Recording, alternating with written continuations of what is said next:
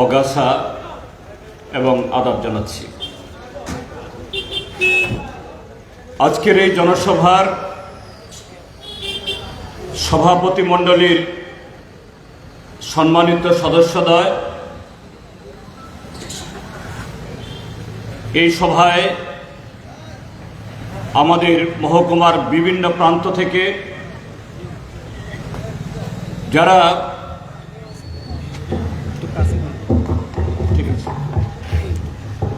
নানা প্রতিবন্ধকতা পেরিয়ে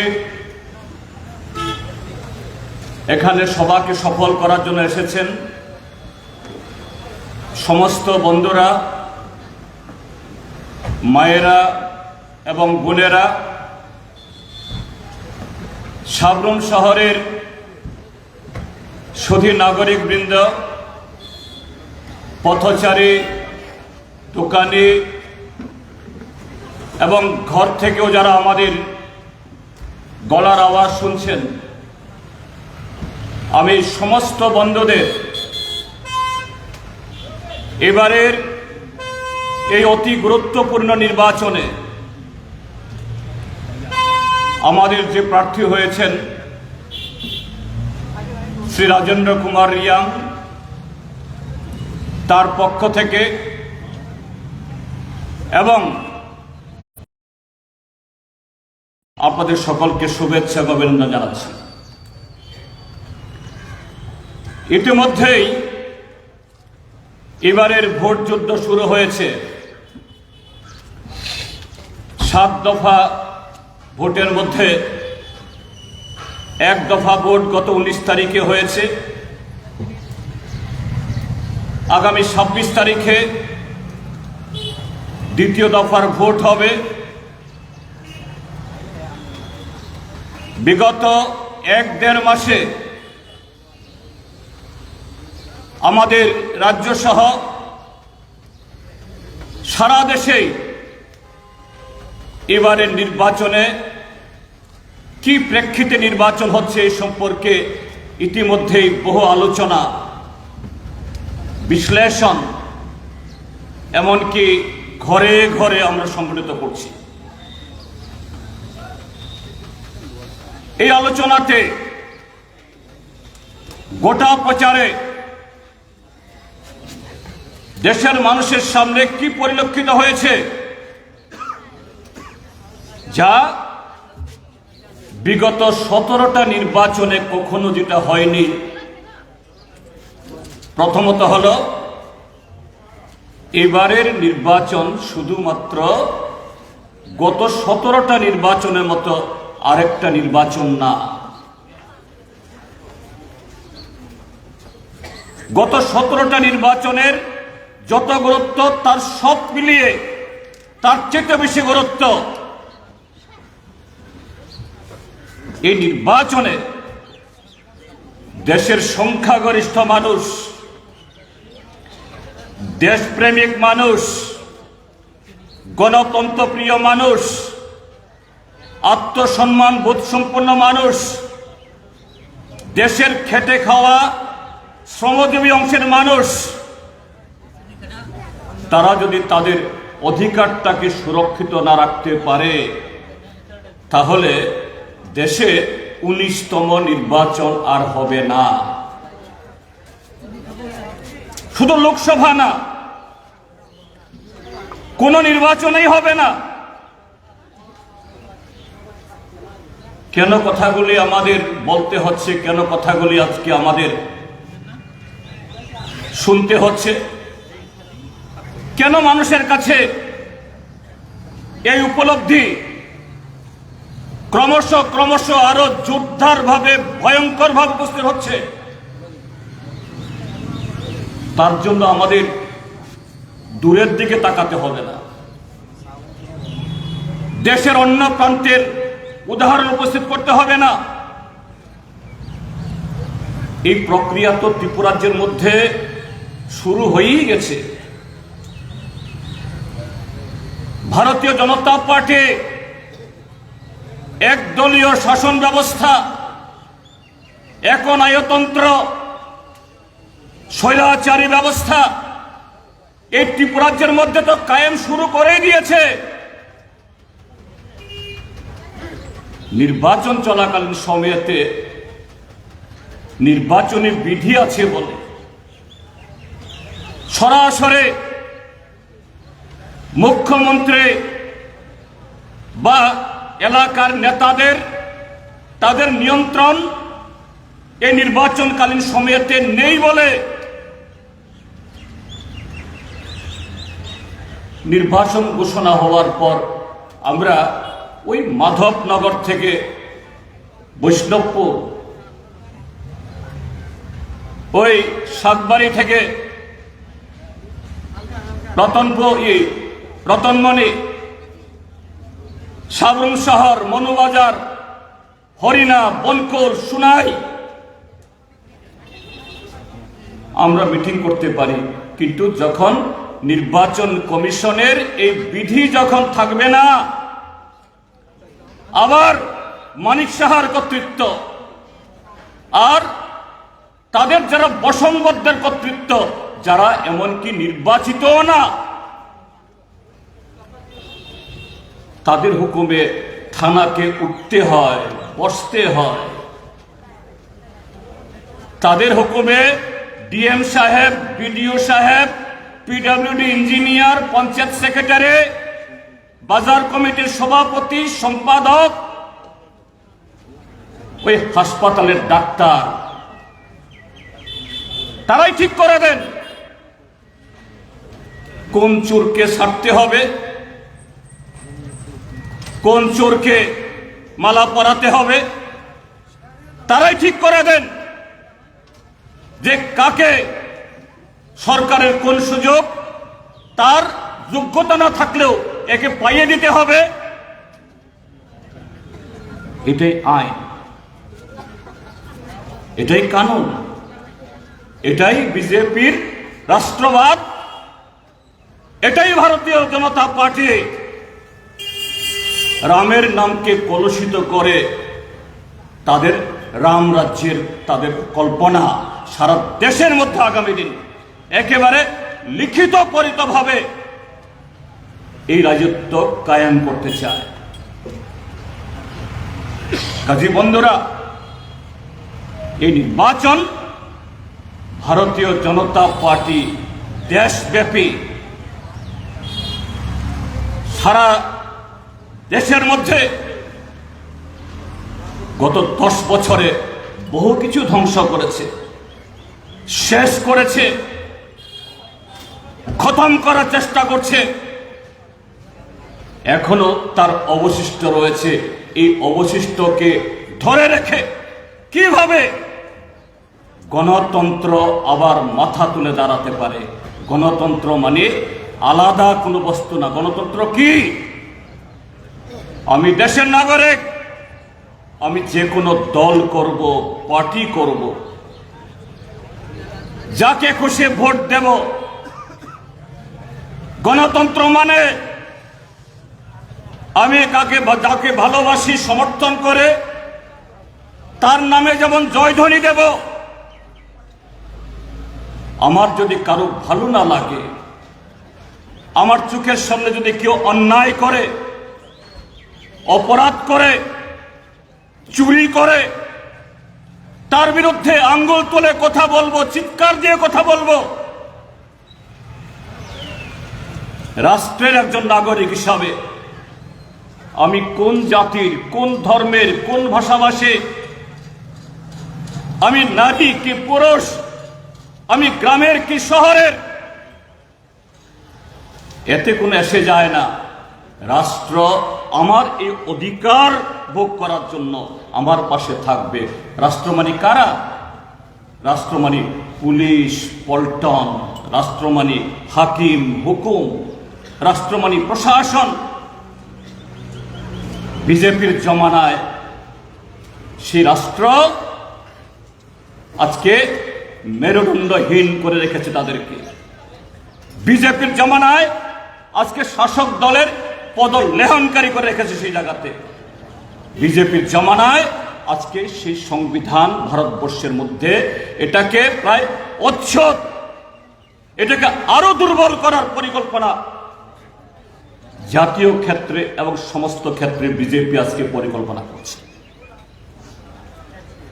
তাই বন্ধুরা, সারা দেশে এরকম একটা পরিস্থিতিতে দেশের সবকটা রাজনৈতিক দল যারা গণতন্ত্রকে মানেন, সংবিধানের প্রতি যাদের শ্রদ্ধা আছে, দায়বদ্ধতা আছে, দেশের স্বাধীনতা সংগ্রামীদের প্রতি যাদের ভক্তি আছে, আজকে তারা ঐক্যবদ্ধ যে না, কর্মসূচিগত আমাদের পার্থক্য থাকতে পারে, গণতন্ত্রে তার সুযোগ রয়েছে, মতাদর্শগতভাবে আমাদের পার্থক্য থাকতে পারে, গণতন্ত্রে এটা কোনো অপরাধ না।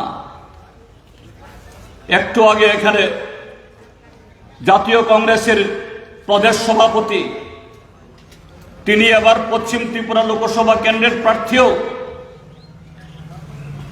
তিনি বক্তৃতা করে গেছেন এই ত্রিপুরাজ্যের মধ্যে কংগ্রেস এবং কমিউনিস্টের মধ্যে এই কর্মসূচিগত লড়াই এটা মহাকাব্যের মতো। হ্যাঁ, ঠিক আছে, আমরা দীর্ঘদিন পঞ্চায়েত থেকে লোকসভা প্রতিদ্বন্দ্বিতা করেছি আমরা, কিন্তু সেই প্রতিদ্বন্দ্বিতা সংবিধানকে অস্বীকার করা, আইনকে বেমালুম খতম করা, পঞ্চায়েত মানব না, বিধানসভা মানব না, লোকসভা মানব না, নির্বাচিত হয়ে আসা কোন প্রতিনিধি তাকে সম্মান দেব না, এটা হয়নি। এই সাবরুম বিভাগে ত্রিপুরাজ্যে যখন বামপন্থী ফ্রন্ট সরকার ছিল, সাবরুম নগর পঞ্চায়েতে কংগ্রেস দল তারা জিতেছে। চেয়ারম্যানের নাম কি জানি, শান্তিপ্রিয় ভৌমিক। বিধায়ক আমাদের প্রয়াতা, আমাদের কমরেড রীতাকর মজুমদার। এই সাবরুম শহর উন্নয়নে, সাবরুমের মেলার মাঠে যখন মেলা হয়, এখানে আমরা বহু চেষ্টা করে যখন আন্তর্জাতিক দুয়ার খোলার জন্য আজকের এই যে ৩২ সেতু এগুলো স্থাপনে শুধুমাত্র আনুষ্ঠানিকভাবে সরকারিভাবে ভারত সরকারের মাধ্যমে বাংলাদেশ সরকারের কাছে প্রস্তাব পাঠানো না, তার বাইরেও বাংলাদেশের জনগণের সাথে আমাদের সম্পর্ক স্থাপন করে সাংস্কৃতিক আদান প্রদান, খেলাধুলার আদান প্রদান,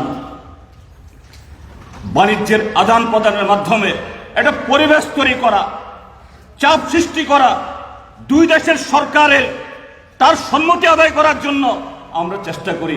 শান্তিপ্রিয় ভৌমিককে বাদ দিয়ে নয়, এটা ব্যক্তি শান্তিপ্রিয়কে না, কেননা এটা নগর পঞ্চায়েতের নির্বাচিত প্রতিনিধি শান্তিপ্রিয় ভৌমিক, তাকে জনগণ ভোট দিয়েছেন, তিনি কংগ্রেসের নেতা বলে নয়। কিন্তু আজকে কি হচ্ছে? আজকে গেল নির্বাচনে বহু চেষ্টা করেও তাদের দলের সর্বোচ্চ নেতা তাকে আনিয়ে এই সাবরুম থেকে দ্বিতীয় সুশাসন যাত্রা, সাবরুমের মেলার মাঠ বা হায়ার সেকেন্ডারি স্কুলের মাঠ তারা ছোট মনে করলেন যে না, এই মাঠে লোক আসবে না, এত লোক আসবে, তাদের সুশাসনে সারা সাবরুমের মানুষ ভেঙে পড়বে, সাবরুম দেখার জন্য সারা ত্রিপুরাজ্যের মানুষ আসবে, কারণ তাদের স্বরাষ্ট্রমন্ত্রী, তাদের সবচেয়ে বড় নেতা মোটাভাইকে আনবেন তারা, অমিত শাহ। সরকারি টাকা খরচ করে, লাখো লাখো টাকা খরচ করে সাবরুম কলেজ থেকে সে যাত্রা শুরু করানো হলো, বলা হলো বামফ্রন্ট শূন্য, বঙ্গোপসাগরে উড়িয়ে দেব। বামফ্রন্টের 7 জন যেখান থেকে তার প্রতিদ্বন্দ্বিতা করুক, এদের জামানত জব্দ করে দেব। হলো না। তারপরে বহু চেষ্টা করা হলো, জিততে পারলেন না। মনুবাজারেও সেভাবে দেখলে জিততে পারেননি। ত্রিপুরা মাথায় শিকারে বড় প্রাণা দাঁড়ালে পরে মনুবাজারেও হারত বিজেপি, জুলাইবারেও হারত বিজেপি। রাজনগর এখানে আমাদের সুদন দাস বক্তৃতা করে গেছেন, তার কেন্দ্রেও হারত বিজেপি, সারা রাজ্যের মধ্যে হারত। এখানে বামফ্রন্টের প্রতিনিধি, সিপিআইএম এর প্রার্থী তিনি জিতেছেন, তিনি বিধায়ক। ঘটনাচক্রে আজকে ত্রিপুরা বিধানসভার বিরোধী দলের নেতা, বিরোধী দলের নেতা মানে হল বিধানসভাতে অধ্যক্ষের পর এক প্রান্তে মুখ্যমন্ত্রী হলেন লিডার অফ দ্য হাউস, আর আরেক প্রান্তে বিরোধী দল নেতা হলেন লিডার অফ দ্য অপোজিশন। পদমর্যাদার দিক থেকে প্রায় সমান সমান বা প্রথম বা দ্বিতীয় বলতে পারেন। কিন্তু গত 1 বছর এখানে ইন্টিগ্রেটেড চেকপোস্ট, এখানে মৈত্রী সেতু, এখানে কৃষি দপ্তরের বড় প্রজেক্ট বা অন্য কিছু হচ্ছে, এখানকার নির্বাচিত প্রতিনিধি তিনি নিমন্ত্রণই পান না। এটা কি জিতেন্দ্র চৌধুরীর, তাকে শুধু অপমান করা? এটা তো সংবিধানকে অপমান করা, গণতন্ত্রকে অপমান করা, সাবরুমবাসীকে অপমান করা। আর সেই জায়গায় নির্বাচিত প্রতিনিধি, লিডার অফ অপোজিশন বা এলাকার বিধায়ক, ন্যূনতম তার কাছে সৌজন্য স্বরূপ যখন একটা আমন্ত্রণ পত্র দেওয়া হয় না, সেখানে উদ্বোধকের পরে সেই এলাকার প্রতিনিধি তারই স্থান থাকার কথা। এই জায়গাতে সংবিধান বহির্ভূত, অনির্বাচিত, জনগণ দ্বারা বর্জিত, বর্ষিত, জনগণ দ্বারা অনুপযুক্ত হিসাবে চিহ্নিত এরকম ব্যক্তিরা দিনে এবং রাতে কালো চশমা দিয়ে বসে থাকেন। হ্যাঁ, ঠিক আছে, আমরা দেখি আমাদের যে সিকিউরিটিদের মধ্যে কেউ কেউ যারা সাংঘাতিকভাবে এরকম কোনো ঘটনা ঘটলে পরে তারাও কালো চশমা পরেন, গগাস পরেন। আমি জিজ্ঞেস করি, ভাই কালো চশমা দাও কি লিগে? কই স্যার, আপনাদের নিরাপত্তার জন্য আমরা কালো চশমা দিয়ে দেখি, কারণ আমি কোন দিকে তাকাই, কেউ যদি ক্ষতি করতে আসে তারা দেখতে পায় না, আমি কিন্তু তারা দেখি, এই জন্য কালো চশমা লাগাই।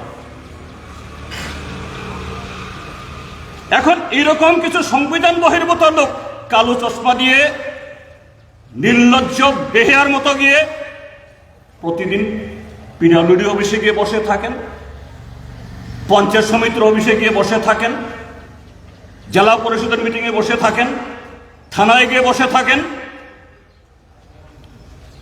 কেন কালো চশমা?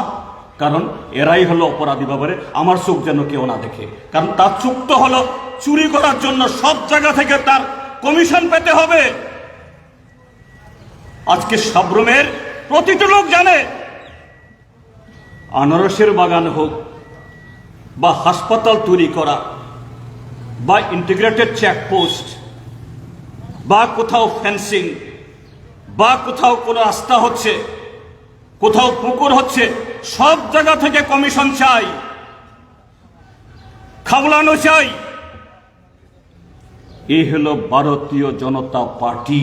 আজকে সারা দেশটাকে শেষ করছে, সারা দেশটাকে লুট করছে আজকে দিনের নামে।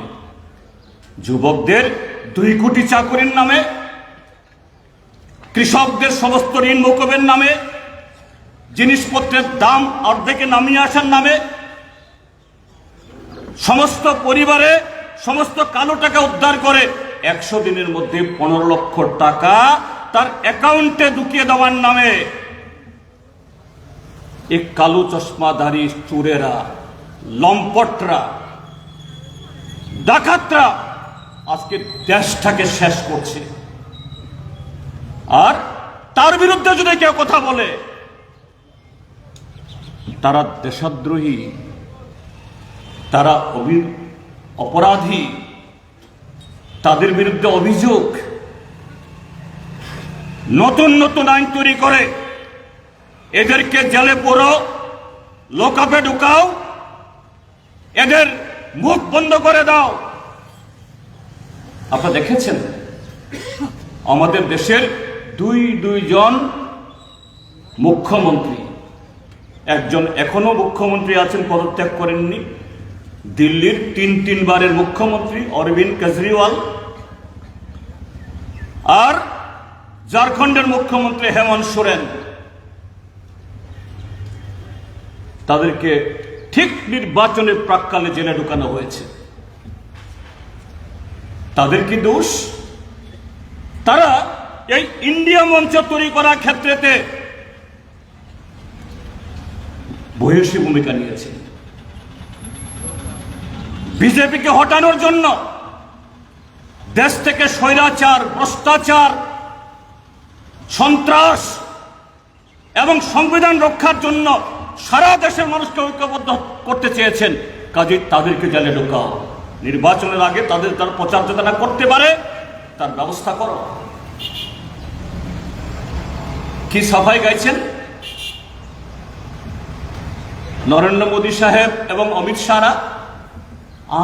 আইনের পথে চলবে, খুব ভালো কথা, এগুলি সবাই বলে, নতুন কথা না। যদি তাই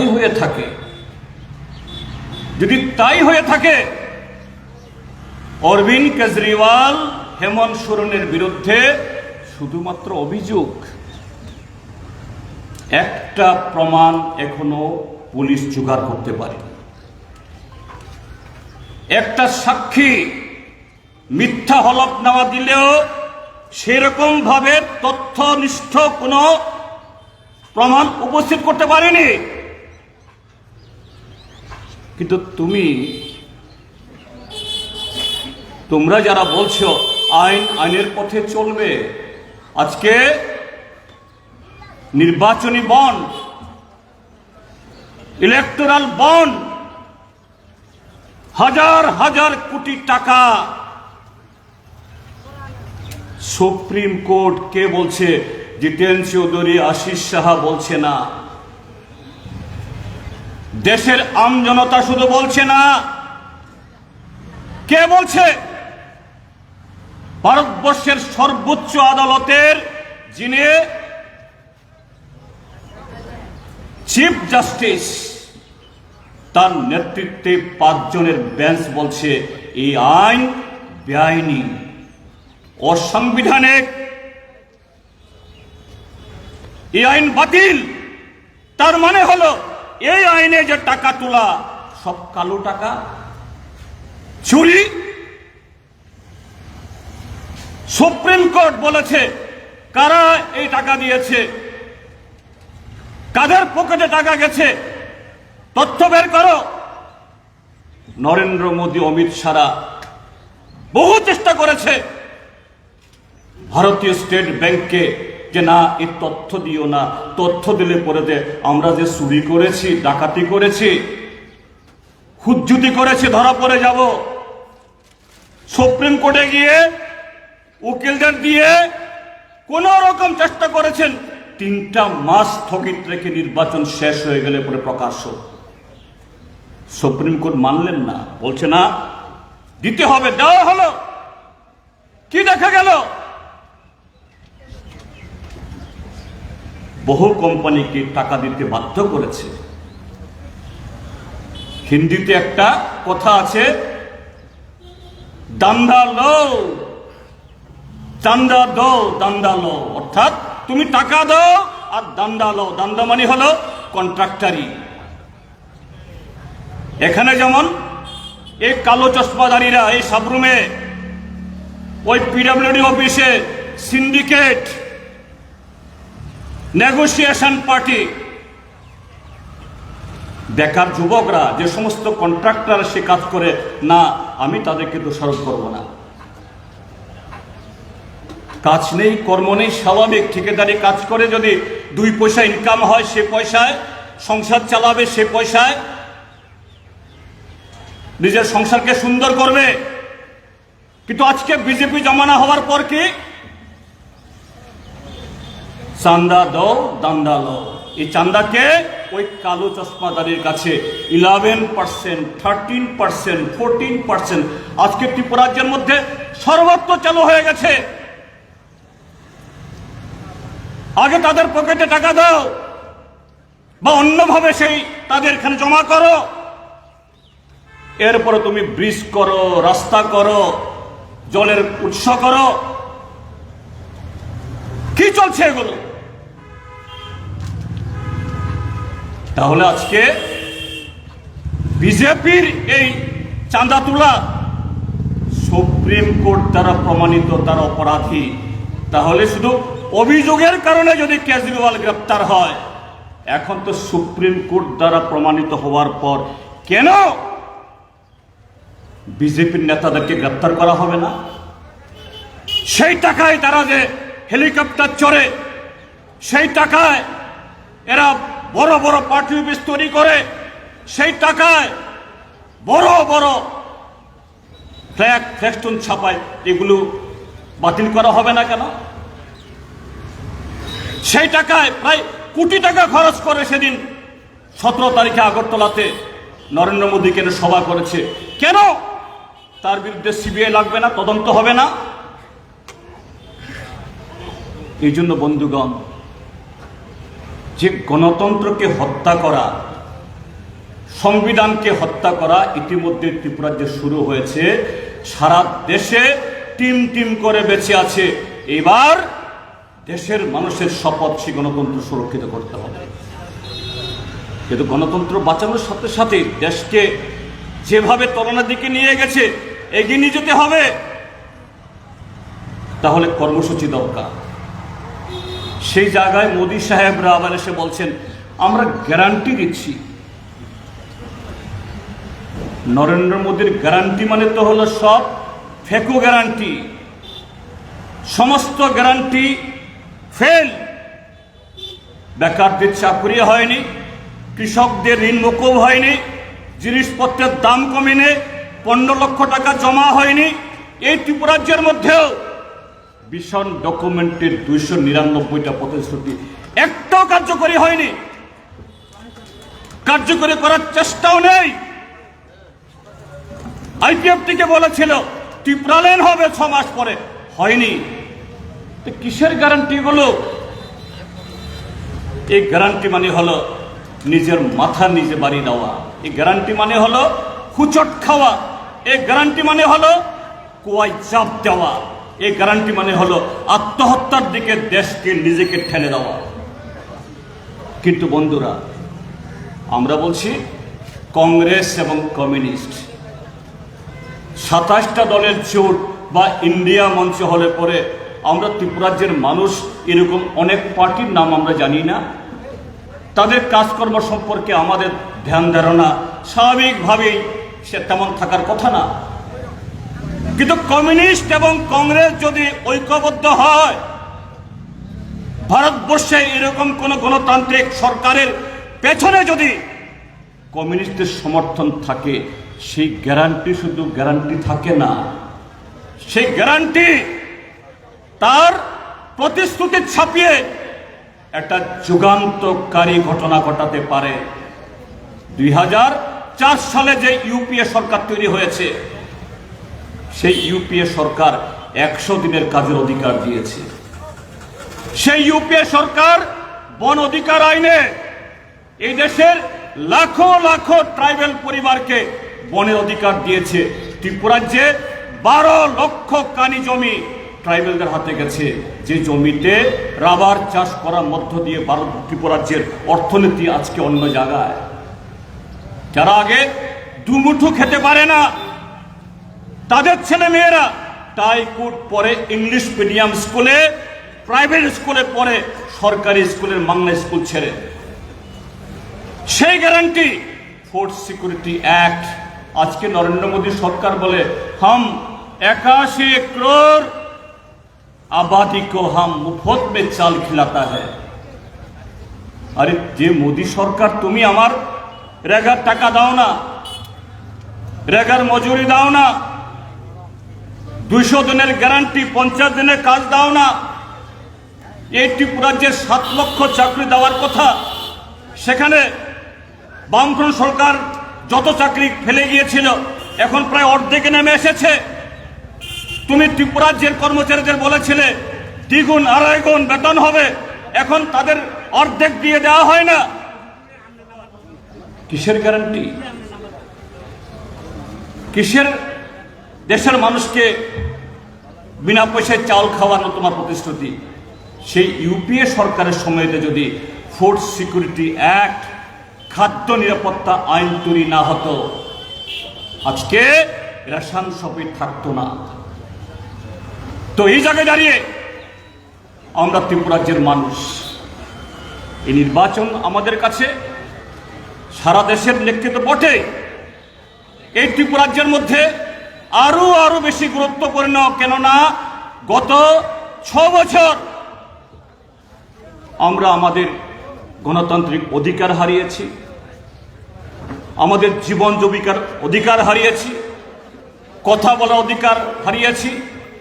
এবং তারা কি ধরনের গণতন্ত্র চায় আমি আপনাদের একটা উদাহরণ দেব। এই যে গত 19 তারিখে পশ্চিম ত্রিপুরাতে ভোট হয়েছে, যেখানে জনগণ রুখতে পারেনি, যেখানে জনগণ সেরকম ভাবে গুন্ডাদের, এই মানে নয় তো নির্বাচন মানে হলো গুন্ডা দিয়ে ভোট লুট করা, গুন্ডা দিয়ে বিরোধীদের আটকানো, এটা তো গণতন্ত্র হতে পারে না। তো এরকম কিছু জায়গাতে এই গুন্ডারা যেখানে সমস্ত ভোট করেছে কয়েকজন মন্ত্রীর নেতৃত্বে, আমি বলবো আপনারা, আমি ইতিমধ্যেই ইলেকশন কমিশনের কাছে আমরা নালিশ জানিয়েছি। মজলিশপুর বিধানসভা কেন্দ্র, যেখানে সুশান্ত চৌধুরী মন্ত্রীর এলাকা, একটা বিধানসভা কেন্দ্র, সেখানে মোট ভোট হলো 545, অর্থাৎ মোট ভোটারই হলো 545, ভোট হয়েছে 574, 100% উপরে আরো প্রায় 6%। তারপর খয়েরপুর আরেকটা বিধানসভা কেন্দ্র, মোট ভোট হলো 1290, সেখানে ভোট পড়েছে 1292। সেখানে যদি পোস্টাল ব্যালট যদি পড়ে এটা আরো বেড়ে যাবে। তারপর আরেক মন্ত্রী রতনলাল নাথ, ত্রিপুরা রাজ্যের মানুষ কাতলা মাছ বললে খুব ভালো চিনে, এই কাতলা মাছের বিধানসভা কেন্দ্রে 2 নম্বর মোহনপুর কেন্দ্রের 38 নম্বর বুথ, সেখানে মোট ভোট হলো 451, ভোট পড়েছে 492, অর্থাৎ যত ভোট তার চেয়ে আরো 40 ভোট বেশি পড়েছে। এগুলি গণতন্ত্র? এভাবে চলতে পারে না? ভোট দিতে হলে পরে একেবারে দা লাঠি বন্দুক দিয়ে তারপর নিজের ভোট দেওয়া। কেন এগুলি করতে হচ্ছে বন্ধুরা? যারা বলছেন আপকি বার 400 পার, এতই যদি হয়ে থাকে কেন এটা করতে হবে? এবং বিজেপির নেতা, তার সর্বোচ্চ নেতা, প্রধানমন্ত্রীর বক্তব্যের মধ্যে অসংলগ্নতা, আত্মবিশ্বাসহীনতা, আবুল তাবুল বলা শুরু হয়েছে। গত পরশুদিন রাজস্থানের একটা জায়গাতে গিয়ে বলছেন যদি আমরা আসতে না পারি, হিন্দু মহিলাদের গলার মঙ্গলসূত্র নাকি মুসলিম পুরুষের হাতে দিতে হবে গিয়ে, হিন্দুদের সম্পত্তি নাকি অন্য কোন সম্পদের কাছে বাগ বাটোয়ারা দিতে হবে। একটা দেশের প্রধানমন্ত্রী কত নিচে নামতে পারেন, কোথায় যেতে পারেন? কেন এগুলো হচ্ছে? পায়ের তলার মাটি নেই, কাজেই পা কাঁপছে, বুক কাঁপছে, কথা কাঁপছে, মাথা কাঁপছে, আবুল তাবুল বলা শুরু করে দিয়েছে। এই ত্রিপুরা রাজ্যের মধ্যেও তারা দুটি কেন্দ্রে দুজন প্রার্থী দিয়েছেন। বন্ধুরা, লোকসভা মানে সর্বোচ্চ সাংবিধানিক প্রতিষ্ঠানের নির্বাচন। এই নির্বাচনে কি শাসক কি বিরোধী, বড় জনসভা হোক বা যেখানে হোক, বক্তব্যে যুক্তি থাকবে, তথ্য থাকবে, সত্যের যে উপস্থিতি থাকবে। আমরা কি দেখছি ত্রিপুরা রাজ্যের মধ্যে? এবং সে নির্বাচনে কাকে প্রার্থী করব? যিনি ভারতবর্ষের 543 জনের মধ্যে একজন হবেন, যে দলেরই হোক, সেই দলের সবচেয়ে পরীক্ষিত, সবচেয়ে বেশি অভিজ্ঞ, জনগণের প্রতি দায়বদ্ধ, সেভাবে মানুষের কাছে গ্রহণযোগ্য, তাকেই তো আপনি প্রার্থী করবেন। ত্রিপুরার যে প্রার্থী কাকে করেছে? পশ্চিম ত্রিপুরা কেন্দ্রের প্রার্থী হল বিপ্লব কুমার দেব। তিনি কে? বিজেপি আসার পর প্রথম 4 বছরের মুখ্যমন্ত্রী ছিলেন। তিনি 4 বছরের মাথায় দুদিন আগে এখানে গিয়ে বলছেন, আগামী 25 বছর কি বিজেপি দলের বা অন্য দলের কেউ যেন মুখ্যমন্ত্রীর চেয়ারের দিকে না তাকান, আমি থাকবো এখানে 2047 অব্দি। আমি যদি কোনো রকমে ছেড়ে দিই তখন কেউ আসতে পারে। এত বড় অহংকার। আর 48 ঘন্টা না পেরোতেই দিল্লি থেকে ডেকে নিয়ে সেই ভদ্রলোককে গদি থেকে অসম্মানজনক ভাবে কোন রকম নোটিশ না দিয়ে, ইংরেজিতে বলা হয় আনসিরিমনিয়াসলি, অর্থাৎ গলা ধাক্কা দিয়ে বের করে দেওয়া হয়েছে। নিশ্চয়ই কোনো গুরুতর অপরাধ না করলে বা অযোগ্যতা প্রদর্শন না করলে এটা হতে পারে না। এখন বিজেপি দলের কোন সভাপতি বা কোন স্তরের নেতাকে যদি তারা সরিয়ে দেন, আমাদের কোনো আপত্তি নেই। কিন্তু বিপ্লব কুমার দেব ছিলেন রাজ্যের মুখ্যমন্ত্রী, সাংবিধানিক পদ, পাবলিক পোস্ট। সেই পোস্ট থেকে বিজেপি দলও যদি কাউকে নামায়, তার কারণ তো জানানো দরকার জনগণকে, এমনকি দলের লোককে। কেউ জেনেছেন? সাবরুমের বিজেপি সমর্থকদের জিজ্ঞেস করি, কেউ জেনেছেন? কারো কাছে প্রকাশ করা হয়নি তার গুরুতর অপরাধটা কি, তার অযোগ্যতাটা কি, কেন তাকে অপসারণ করা হয়েছে। সেই লোককে যে দল বলে বেটি বাঁচাও, বেটি পড়াও, নারী শক্তি, মাতৃশক্তি, সেই মাতৃশক্তিকে বিসর্জন দিয়ে, প্রতিমার বিসর্জন দিয়ে তাকে যিনি কলঙ্কিত লোককে এনে বসিয়েছেন, এটা ত্রিপুরাবাসীকে অপমান করা না? বিজেপি দলকে অপমান করা না? বিজেপির সমর্থকদেরকেও তাচ্ছিল্য করা নয় কি? পূর্ব ত্রিপুরা কেন্দ্রে মথার সাথে চুক্তি করে বা নতুন করে সম্পর্ক করে মথার যে যাবতীয়, কেন 2023 সালের বিধানসভা নির্বাচনে তারা 22টি বিধানসভা কেন্দ্রে তাদের প্রার্থী দাঁড় করিয়েছিল, ফলাফলে মানুষ বুঝেছেন, কিন্তু প্রকাশ্যে তারা স্বীকার করে না। তারা বিজেপির বি টিম বা সি টিম স্বীকার করে না, উল্টা বলে যে না, আমরা গ্রেটার ত্রিপুরা লেন কোনো প্রকারে আমাদের কম্প্রোমাইজ করব না, আমরা কারো লেজুর না, আমরা কারো কাছে মাথা নত করব না।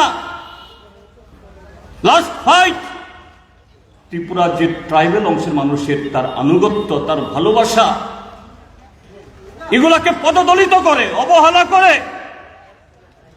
চুক্তি করল এই চুক্তির মধ্যে গ্রেটার ত্রিপুরা ল্যান্ডের একটা শব্দ নেই। কখন কার্যকরী হবে তার কোনো সময়ের কোনো পরিধি নেই। ভাষা ভাষা কিছু আলোচনা যা অতীতেও টিএনবির সময়েতে, এনএলএফটির সময়েতে, আইপিএফটির সাথে চুক্তি করে কেন্দ্রীয় সরকার কিভাবে খেলাপ করেছে। এই বিজেপি সরকার ওই নাগাল্যান্ডে, মণিপুরে কি করছে আমাদের চোখের সামনে। কিন্তু এই নির্বাচনে তারা করল আসল চুক্তি কি দেখা গেল, যে মথার যিনি প্রতিষ্ঠাতা তার বোনকে প্রার্থী করতে হবে। যে মথা বলে আইডেন্টিটি, টিপ্রাসা, থানসা, ককবরক, যাকে প্রার্থী করা হলো তিনি থানসা শব্দের কথা অর্থটা বুঝেন না, ককবরকের ক জানেন না, ত্রিপুরাজ্যের পূর্ব পশ্চিম জানেন না, ত্রিপুরাজ্যে কটা জেলা, কটা মহকুমা, কটা ব্লক আছে এটাও হয়তো জানেন না, জানার কথাও নয়। বেচারি কোনো দোষ না, তাকে প্রার্থী করা হলো। বলেন মথার লোক, চিহ্ন বিজেপি। কিন্তু বলবো এই ক্ষেত্রে তো নৈতিকতা থাকা দরকার। ত্রিপুরাজ্যে কি আর শিক্ষিত কোনো লোক নেই মথার ভিতরে বা বিজেপির ভেতরে? আর এই বেচারি, আমি আবারও বলছি, ব্যক্তিগতভাবে কাউকে সমালোচনা করি না, কিন্তু ঘটনা আমাদেরকে বলতে বাধ্য করে। এই বেচারি 2018 ইংরেজিতে ছত্তিশগড় একটা ভোটে দাঁড়িয়েছেন, সেখানে বলেছেন আমি 1992 ইংরেজিতে 10ম ক্লাস অব্দি পড়েছি লরেটো ইংলিশ মিডিয়াম স্কুলে, যেটা আইসিএসসি বোর্ড দ্বারা পরিচালিত। আর 4 বছর মাথায় এসে বলছেন আমি মেঘালয়া সেকেন্ডারি বোর্ড অফ এক্সামের আমি পাশ করেছি। তাহলে কোনটা? 18 ইংরেজিতে বলছো তুমি, 1992 ইংরেজি তুমি 10 ক্লাস, আর 2024 এসে বলছো 1990 ইংরেজিতে তুমি 12 ক্লাস পড়েছো। এফিডেভিট। এখানে অসত্য কথা বলা মানেটা কি?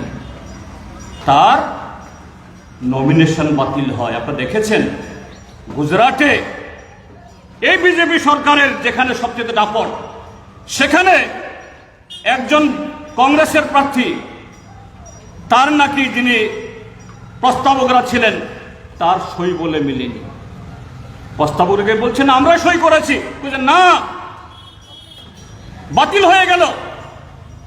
আসামে একজন নির্দল প্রার্থী, দুবারের এমপি, তিনিও নাকি সেরকম কোন একটা তথ্য বল দিয়েছেন, বাতিল হয়ে গেল। কিন্তু কৃতি দেবী সিং এর এফিডেভিট বাতিল হলো না। তার মানে তাহলে আমাদের আগামী দিন কোর্টে যেতে হবে। রাজনৈতিক লড়াইয়ে যদি পরাজিত না করা যায়, কোর্টে যাব আমরা। কিন্তু তার চেয়ে বড় কথা হলো, একটা নির্বাচনে দাঁড়িয়ে যে সত্য কথা ত্রিপুরাজ্যের মানুষের সামনে বলতে পারলেন না, বলালেন না, এতে এই ত্রিপুরাজ্যের নির্বাচক মণ্ডলীকে, ত্রিপুরাবাসীকে অপমান করা হলো নাকি? ত্রিপুরাজ্যে গণতন্ত্র পুনরুদ্ধার করার জন্য। আর বিগত 10 বছর এই ভারতীয় জনতা পার্টির হাতে এই দেশের মানুষের উপরে যাবতীয় অপমান, যাবতীয় বঞ্চনা এবং আমাদের অধিকার কেড়ে নেওয়ার, তার মুখ্যম জবাব দেওয়ার এই লোকসভা নির্বাচন আমাদের দেশের ভোটারদের সামনে একটা অন্যতম একটা সুযোগ। তা কাজে লাগাতে হবে এবং সেটা কাজে লাগিয়ে আমরা চাই দিল্লিতে একটা নতুন সরকার। এবং আজকে সাবরুমে বলা যাচ্ছে আগামী জুন 4 তারিখের পরে দেশে নতুন সরকার আসছে। সেই সরকার বামপন্থীদের সমর্থনে তৈরি হবে। তার মানে হলো সেই সরকার দেশের 140 কোটি মানুষের সামনে রুটি রুজি, তার গণতান্ত্রিক অধিকার এবং তার ঐতিহ্যের সমস্ত কিছুর গ্যারান্টি সেই গ্যারান্টিকে আরো মজবুত করার জন্য আমাদের প্রার্থী কমরেড রাজন ভরিয়ানকে কাছে হাতড়া তারকা চিহ্নে বিপুল ভোটে ভোট দিয়ে জয়যুক্ত করুন, এই আবেদন জানিয়ে আবারও সবাইকে নমস্কার, প্রশংসা এবং অগাছা জ্ঞাপন করে আমার বক্তব্য শেষ করছি। ইনকলাব জিন্দাবাদ।